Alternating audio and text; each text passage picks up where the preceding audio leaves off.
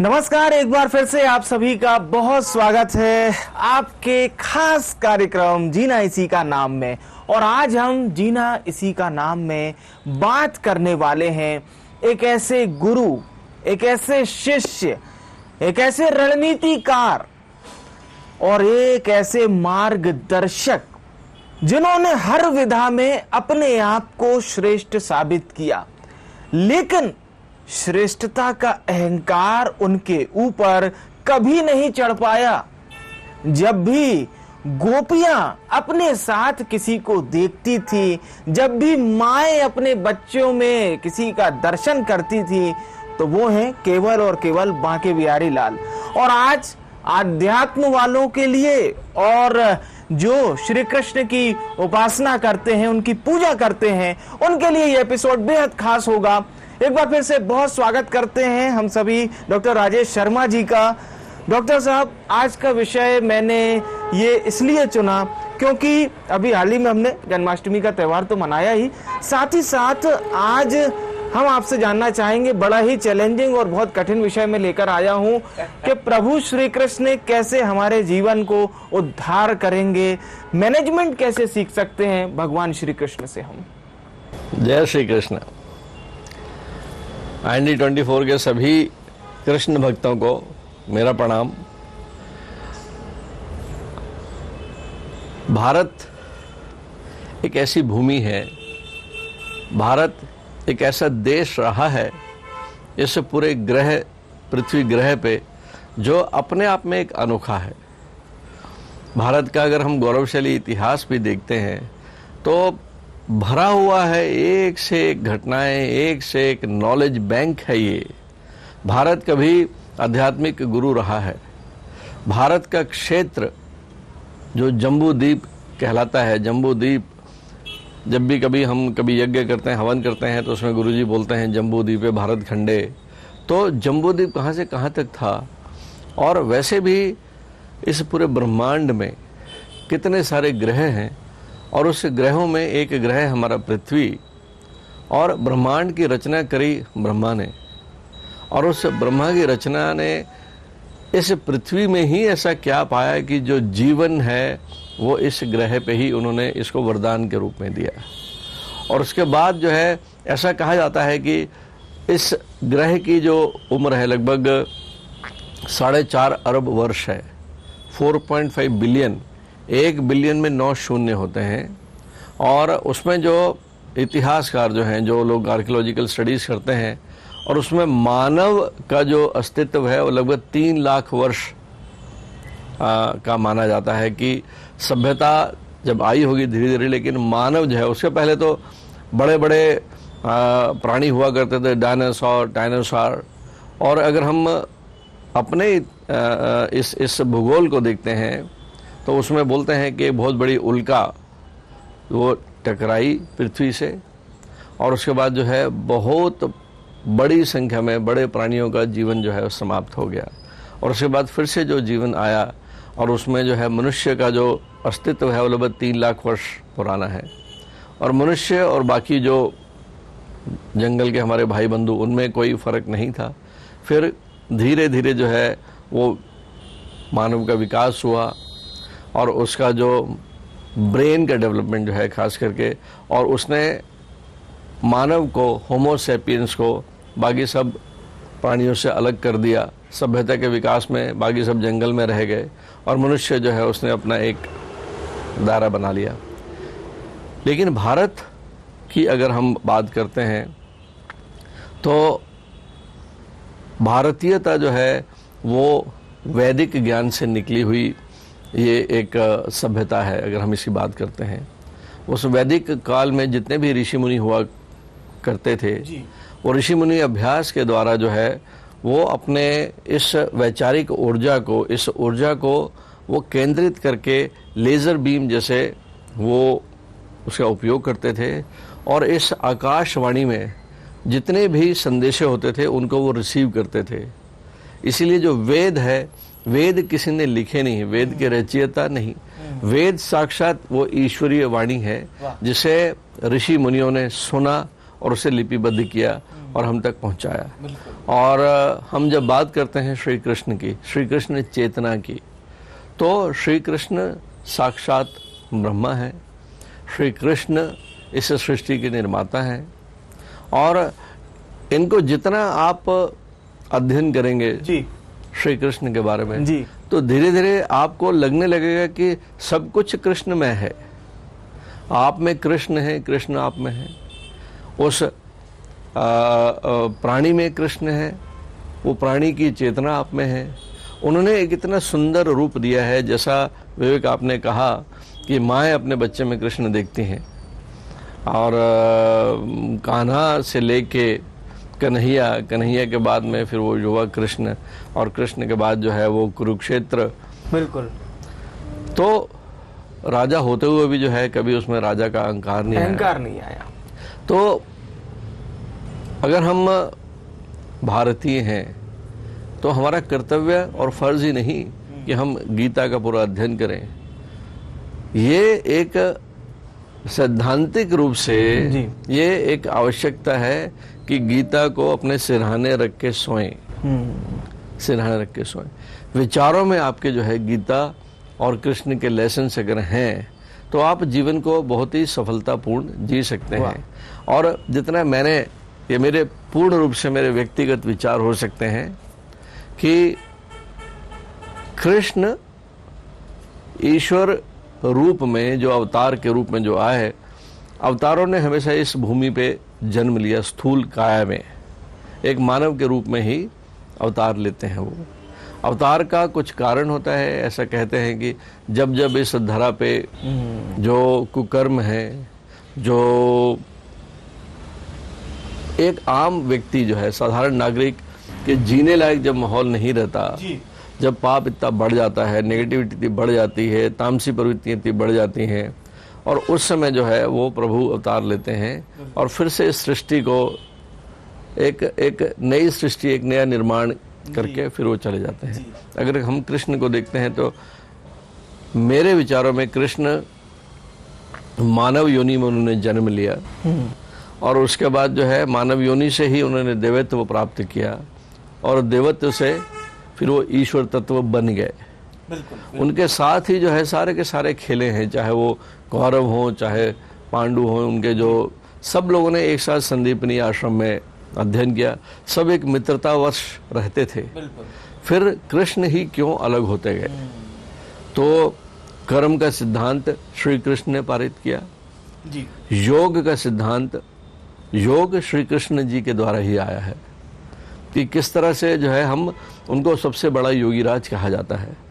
तो ये दो चीज़ें ऐसी हैं, केवल एक कार्मिक कर्म का सिद्धांत और दूसरा जो है योग। इन दोनों सिद्धांतों को अगर हम अपने जीवन में प्रवेश या हम इनमें प्रवेश कर जाएं या इन दोनों चीज़ों को हम अपने जीवन में प्रवेश करा दें तो ये सच मानिए कि धीरे धीरे आपका जीवन भी जो साधारण से असाधारण की तरफ जो है अपने आप बढ़ने लगता है। जब हर वक्त जो है कृष्ण चेतना, बड़ा सिंपल सा एग्जाम्पल है, एक दृश्य जो है उसकी कल्पना करिए कि कुरुक्षेत्र का मैदान है, उधर सेना है दुश्मनों की, इधर एक सेना है जिसके कमांडेंट आप हो अर्जुन के रूप में, और आपका जो रथ है, रथ में सारथी कौन है? स्वयं कृष्ण, स्वयं भगवान। जब आपके जीवन में वो कृष्ण चेतना, वो ईश्वर रूपी चेतना जो है आपको गाइड करने लगेगी तो ऐसा कोई कुरुक्षेत्र हो सकता है जो आपको क्षति करे, जो आप हारो?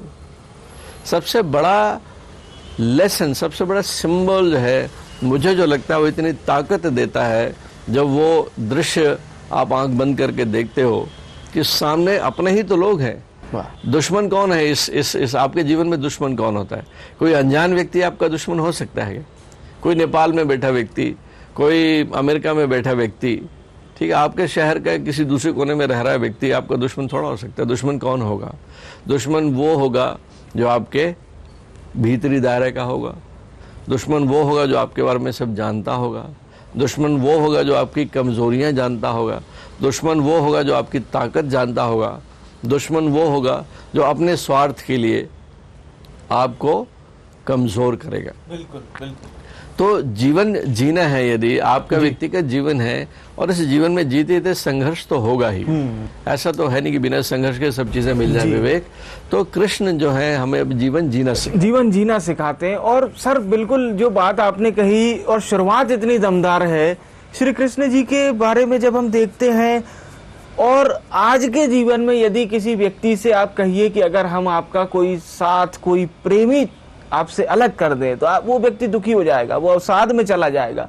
अगर श्री कृष्ण को देखें हम, जन्म से जिनके माता पिता बिछड़ गए, थोड़ा आगे आते हैं राधा जी बिछड़ जाती हैं, उनका गोकुल जहां वो खेले वो बिछड़ जाता है।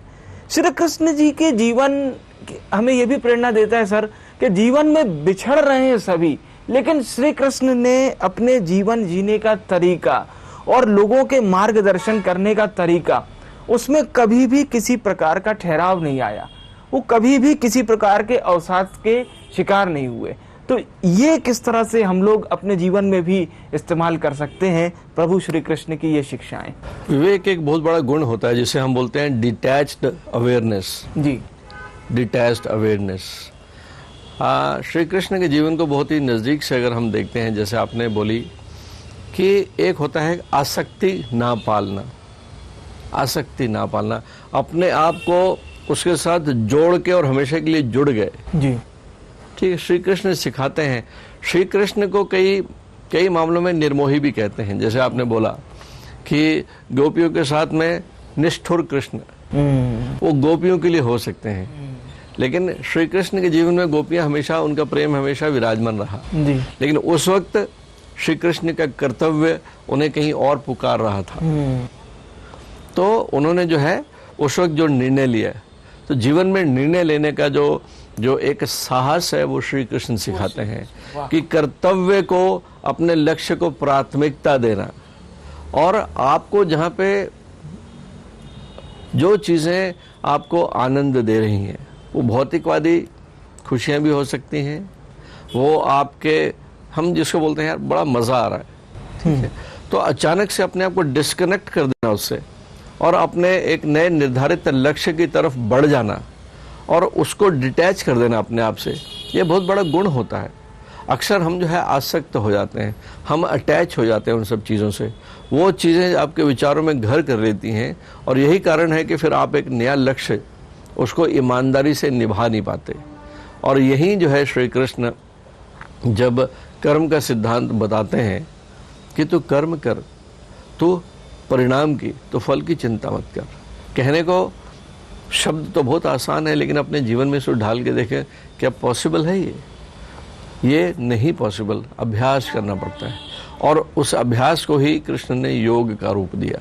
एक सिंबल ये भी है उस कुरुक्षेत्र के उस दृश्य का कि जो रथ है वो ये शरीर है, और उसमें जो 5 घोड़े हैं वो हमारी 5 इंद्रियां हैं, और उसमें जो अर्जुन है वो हमारा मन है, और बाह्य जो सेनाएं खड़ी हैं वो बाह्य जगत है, उसमें काम, वासना, लोभ, क्रोध, मोह, नफरत, सारे के सारे दुश्मन हैं आपके, और जो सारथी है वो आपका विवेक है, वो कृष्ण चेतना है।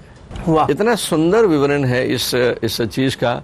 और मुझे तो आश्चर्य ये होता है कि हम सब अपने जीवन में अर्जुन हैं, हम सब अपने जीवन में अर्जुन हैं, हमारा अपना अपना कुरुक्षेत्र है और हमें उससे लड़ना है। वाह। और कुरुक्षेत्र की लड़ाई में जब अर्जुन जो है, आप इसको जानने की कोशिश करिए कि बटन दबाते ही तो कुरुक्षेत्र की परिस्थितियां निर्मित नहीं हुई। कृष्ण कहते हैं कि धर्म के विरुद्ध जो भी चलेगा उसे खत्म करो। श्री कृष्ण बहुत ही स्मार्टली वो चीजें बताते भी है कि कब किसको मारना है, कब प्रहार करने का है। तो जो भी धर्म क्या है? धर्म वो है जो इंसान को इंसानियत का पाठ पढ़ाए, समाज में सबको जीना सिखाए। वो जितने सिद्धांत हैं यही धर्म है। धर्म का जो व्यापक रूप जो है यही है कि खुश रहो और खुश रखो। हम लोगों ने अपनी संकीर्णता के साथ में हमने इस पृथ्वी को देशों में बांट लिया, अपनी अपनी सीमाएं बांट ली, फिर उन्होंने सीमाओं में अपने अपने प्रदेश बांट लिए, फिर प्रदेश में जो है अपने शहर बांट लिए, शहरों में अपने घर बांट लिए। भाई भाई जो है खेत में 2 फीट की मेड़ पे तो एक दूसरे का सिर फोड़ देते हैं। कितनी संकीर्णता आ गई हमारे विचारों में। तो यहाँ पे मैं जब सोचता हूँ कि कृष्ण ने हमें जीवन में हमें सीखना क्या चाहिए, तो उनसे बड़ा स्पष्ट दिखता है कि लक्ष्य अगर निर्धारित हो जाता है, पहले तो मनुष्य अपना लक्ष्य ही निर्धारित नहीं कर पाता, भटकता रहता है, उसे पता ही नहीं चलता कि उसे जीवन में करना क्या है। और पहले भी मैंने ये बात कही है कि चाहे वो कोई युवा है, चाहे वो कोई प्रौढ़ है, चाहे वो कोई घर में होम मेकर लेडी हैं, हमारी बहन है, हमारी मात्र हैं, आप पहले एक कागज़ में स्पष्ट लिखें, 5 मिनट ध्यान में बैठें, उसके बाद आप लिखिए कि आप जीवन से चाहते क्या हैं, आप जीवन में चाहते क्या हैं। ऐसी 3 बातें लिखें। आपको आश्चर्य होगा कि बैठ पाओगे और आपको सोचना पड़ेगा कि मैं लिखूं क्या। इसका अर्थ क्या हुआ कि आपके जीवन में इतना कंफ्यूजन है, आपके जीवन में इतना भ्रमित हो आप कि आपको जीवन से चाहिए कि आपको लिख ही नहीं पाते हो। तो कृष्ण ये भी सिखाते हैं कि आपका लक्ष्य निर्धारित करें, आपको संकल्पित होना है, आपको अनुशासन के साथ में, और उसके बाद प्लानिंग करनी है आपको। उसके प्लानिंग करने में भी कई तरह के द्वंद्व आएंगे, मन में कई तरह के द्वंद्व आते हैं। जब अर्जुन जो है, जब पूरी प्लानिंग करने के बाद में कि नहीं अब कुरुक्षेत्र होना है, कुरुक्षेत्र लाखों की संख्या में आपके रिश्तेदार, आपके सैनिक, वो सारे इकट्ठे होते हैं। प्लानिंग होती है कि अब लड़ाई होनी है, लड़ाई होगी तो कितने लोगों की जानें जाएंगी, कितनी परिवार जो है खंड विखंड हो जाएंगे, कितनी पति, कितने भाई, कितने पिता अपने जीवन से हाथ धो बैठेंगे। ये सारी की सारी प्लानिंग के बाद पूरी तरह से मानसिकता की पूरी तैयारी होने के बाद में जब कुरुक्षेत्र में प्रवेश करते हैं अर्जुन, तो कृष्ण को जब कहते हैं कि मेरा रथ जो है सेना के बीच में ले जाके कुरुक्षेत्र के मैदान के बीच में रखो, मैं देखूं तो सही कि मैं आज युद्ध किससे करने बैठा हूं। और अचानक वहां जब देखते हैं वहां जाके, तो उनके हाथों में कंपन होने लगती है, वो भीतर रूप से कमजोर हो जाते हैं। क्यों? क्योंकि देखते हैं कि प्रहार किसको करना है। अब वो अचानक जो अपने थे वो कैसे दुश्मन बन गए। यहाँ पे जो है अपने जीवन में, जो हमारे जीवन में भी जो है ऐसे कई अवसर आते हैं। आप अगर कचहरी का एक दृश्य देख ले जाके, कभी ऐसा जब भी लगे आप कोर्ट चले जाइएगा, आपको आश्चर्य होगा कि जो 2 पक्ष और विपक्ष हैं वो हैं कौन। वो आपस में चाचा और मामा के लड़के हैं, भाई भाई हैं, पति पत्नी हैं, वो सारे के सारे जो है वो न्यायालय का सहारा ले रहे हैं। आपसी संकीर्णता के कारण में, स्वार्थ के कारण में वो बैठ के समझौता नहीं कर पाए, तो एक तीसरे व्यक्ति का समझौता ले रहे हैं, और वहां जाके जो है अपना पैसा भी खराब करते हैं, अपना समय भी खराब करते हैं, सिवाय दुख और तकलीफ के कुछ मिलता नहीं। कृष्ण यहाँ ये सिखाते हैं कि जीवन की प्राथमिकताएं निर्धारित करें, और उसके बाद अगर लक्ष्य साध लिया तो साध लिया। धर्म के विरुद्ध में अगर कोई भी विरोध में अगर कोई चीज आती है, उसे कुचलते हुए निकल जाना है। और यही बात जो है जब वो अर्जुन को बताते हैं, तो अर्जुन बोलता है कि मेरे तो पांव कांप रहे हैं, मुझे तो गांडीव सध ही नहीं रहा, मैं किन पे प्रहार करूं। मेरे लक्ष्य जो है एक राज्य है, और उसके लिए जो है, तो वहां कृष्ण जी कहते हैं कि केवल वो राज्य लक्ष्य नहीं है, इनके कर्म देखो, आपके आसपास के जितने लोग हैं इनके कर्म देखो। इन्होंने अधर्म किया है, जो उस वक्त होना चाहिए था। इन्होंने मातृशक्ति की, इन्होंने नारी शक्ति की बेइज्जती की है। द्रौपदी के साथ का व्यवहार जो है वो याद दिलाते हैं उसे। तो कृष्ण कहते हैं कि समाज में आप छाती चौड़ी करके जिएं, आप अच्छे कर्म करें, अपने विचार जो हैं उसमें कृष्ण चेतना को जगह दें। बिल्कुल। कृष्ण कहते हैं कि मेरे बारे में सोच। और मुझे आश्चर्य ये होता है कि जब हम गीता वाचन करते हैं तो पहले से 10वें अध्याय तक वो अर्जुन जो बचपन से लेके उस क्षण तक कृष्ण के साथ ही रहा है, कृष्ण अर्थात भगवान के साथ ही रहा है, और वहां भी जाके जो है उसे इतना कंफ्यूजन है, तो हम और आप लगते क्या हैं अपने जीवन में। और इसीलिए डॉक्टर साहब आज मुझे आपको आचार्य जी कहने का मन कर रहा है। मैं संबोधन के लिए आपको आचार्य जी कहूंगा। और ये वाकई में जो आपने बात बताई, क्योंकि श्री कृष्ण जैसा विराट व्यक्तित्व जो स्वयं द्वारकाधीश हैं, जो स्वयं भगवान नारायण हैं, और जो आपने जिक्र किया भाई का, उन्हें पता था कि शेषनाग स्वयं बलदाऊ हैं, लेकिन उसके बावजूद श्री कृष्ण जब बलदाऊ कुछ कहते हैं तो बड़े ही गंभीर होकर सुनते हैं। ये गंभीरता, और आज के समय में अगर हम कहें डाउन टू अर्थ, भगवान श्री कृष्ण खुद सिखाते हैं, लेकिन आम जीवन इसे आम मनुष्य कैसे अपने जीवन में अपना सकता है, क्योंकि उसके लिए बड़ा कठिन है सर ये। बिल्कुल कठिन नहीं है विवेक। कृष्ण जी ने केवल एक कहा कि बड़ों को आदर करो, छोटों को प्रेम करो। एक छोटा सा फार्मूला है आपके जीवन में कि बड़ों को आदर करना सीखें, और ये चीजें शुरू होती हैं आपके घर से, आपके परिवार से। आप अपने माँ बाप से बात कैसे करते हैं? क्या माँ बाप के कहे अनुसार कोई काम करते हैं? माँ कहती है, पिता कहते हैं, आपके दुश्मन नहीं है, आपके भले की चीज़ ही कहते हैं, लेकिन अक्सर जो है युवा बच्चे बच्चे उनकी बात नहीं मानते, एक तुनक सा जवाब दे के चले जाएंगे। माँ कहती रहती है, बेटियाँ बात नहीं मानती, माँ कहती रहती है, बेटे बात नहीं मानते। आप पहले बड़ों का आदर करना सीखें, उनको यथा योग्य इज्जत दें। आपके घर में आपके माता पिता हैं, आपके घर में आपके दादा दादी नाना नानी हो सकते हैं। तो सबसे पहले गीता का पहला पाठ तो घर से शुरू होता है कि बड़ों का आदर करें और छोटों को प्यार दें। आप अपने छोटों से, अपने छोटे भाई से, छोटी बहन से बात कैसे करते हो?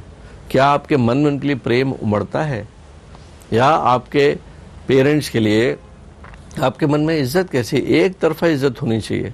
और यहाँ जो बात है विवेक, मैं यहाँ कहना चाहूँगा कि 10वें अध्याय तक जो है भगवान के साथ रहते हुए भी उसे कन्फ्यूजन है। क्यों कन्फ्यूजन है? क्योंकि वो हर वक्त अपनी मैं को सामने रखता है कि मैं कैसे मारूं इनको, ये मुझसे नहीं होगा। ये जो मैं है ये उस कृष्ण को आपके जीवन से निकालती है। आपके अंदर जो आईनेस है, मैं करता हूँ, मैंने दान दिया, मैंने उस गरीब का ये फायदा कराया, मैंने ये काम किया, मैंने एक अच्छा ऑपरेशन किया, जब तक आप इस मैं से जुड़े रहते हैं, कृष्ण बोलते हैं इस मैं को जीवन से निकाल दो। मैं यहाँ पे कहना चाहता हूँ कि हम लोग अपने आप को अपने नाम से परिचित होते हैं। भीड़ में कहीं जा रहे हो आप जो है, और किसी ने, विवेक अगर मैं बोलूँ आप भीड़ में से जा रहे हो और कोई आपको रवि नाम से एक आवाज़ आती है, तो आप मुड़ के तो नहीं देखते हो। आप नहीं। आपको कोई राजेश नाम से आवाज़ आती है, आप तो मुड़ के नहीं देखते हैं। रवि करके कोई विवेक करके अगर बोलेगा तो आप रुक जाओगे एकदम से और पीछे मुड़ के देखोगे कि कौन पुकार रहा है। आप खोजने लगते हो कि आवाज़ किसने लगाई। अर्थात पूरे जीवन में आप अपने आप को एक नाम के साथ जोड़ लेते हो। आप जब आप अपने पूरे इस व्यक्तित्व को एक नाम के साथ जोड़ लेते हो तो आपकी असीमित क्षमता सीमित होने लगती है। मनुष्य जो साक्षात ईश्वर का ही अंश है, अहम ब्रह्मस्मि, कि मनुष्य में वो क्षमता है, लेकिन वो अपनी क्षमता को मिटाते मिटाते मिटाते केवल और केवल अपने एक नाम के साथ जोड़ लेता है। वो जब उस क्षमता को अपने नाम के साथ जोड़ के देखेगा तो वो संकीर्णता आ जाएगी।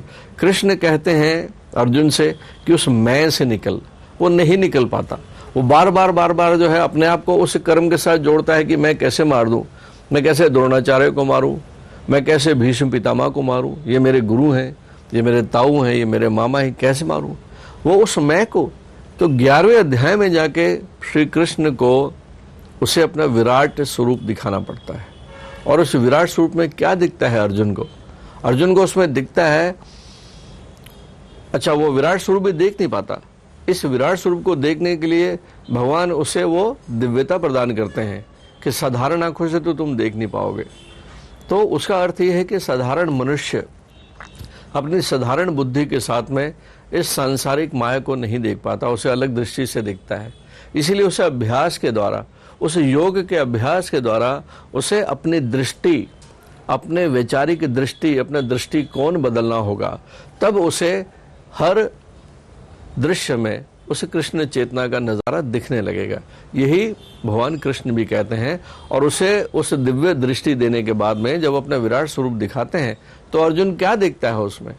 अर्जुन देखता है कि उदाहरण के तौर पे आज की जो तारीख है, अगर हम बोलते हैं कि आज 16 तारीख है, 16 किसी भी एक महीने की बात करते हैं जी, तो अर्जुन ये देखता है कि उसे उस विराट स्वरूप में आज का दृश्य भी दिख रहा है और उसे उस विराट स्वरूप में आज से 15 दिन बाद का भी दृश्य दिख रहा है। और उसमें वो स्वयं देख पा रहा है कि उसने गांडीव उठाया और उसने जो है तीर चला दिया, बाण चला दिया उसने, और उसके वो पीछे का भी दृश्य देख रहा है, उसे पिछले जन्मों का भी दिख रहा है, उसे आने वाले जन्मों का भी दिख रहा है।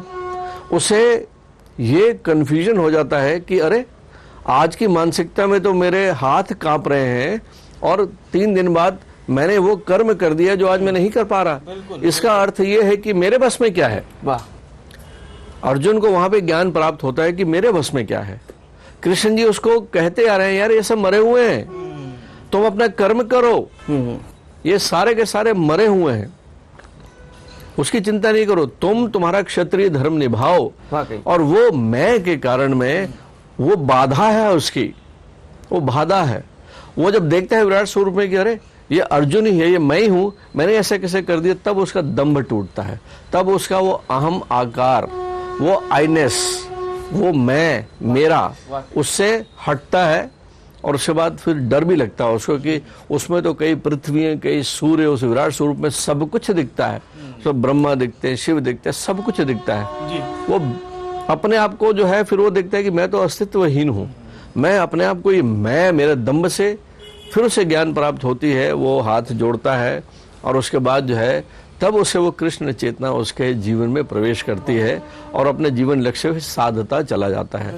तो कृष्ण जो है अपने आप में बड़े अनोखे हैं। विवेक जी, आपने आज बड़ा सुंदर विषय उठाया जी। और ये तो ऐसा विषय है कि इसमें तो हम जो है लगातार कई सीरियल बिल्कुल बिल्कुल लगातार अनवरत कई सारी सीरीज बना सकते हैं। और जिस तरह से डॉक्टर साहब ने समझाई इस बात को, ये आपको कितना पसंद आया ये भी हमें अवश्य बताइएगा। डॉक्टर साहब, जय श्री कृष्णा के साथ इस कार्यक्रम का समापन करते हैं। बहुत बहुत शुक्रिया आप सभी दर्शकों का। नमस्कार।